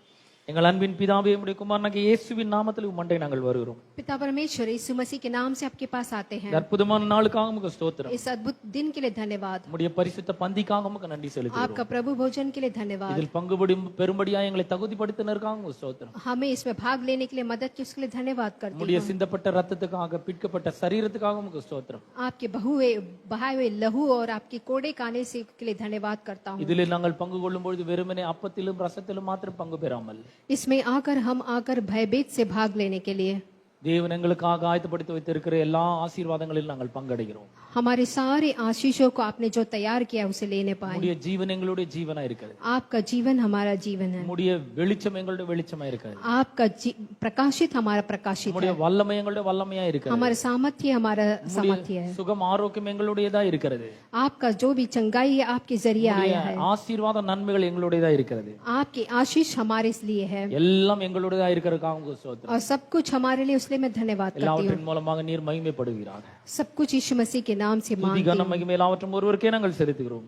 सब कुछ यीशु मसीह के नाम से मांगती हूँ, இயேசுவின் நாமத்தில் ஜெபிக்கிறோம் பிதாவே. सुन और ग्रहण कर। आमीन. आमीन। प्रभु यीशु मसीह का अनुग्रह और परमेश्वर का प्रेम और पवित्र आत्मा की सहभागिता तुम सबके साथ होती रहे. आमीन. God bless you all. உங்களுக்காக ஒரு சின்ன ஸ்நாக்ஸ் இருக்கு.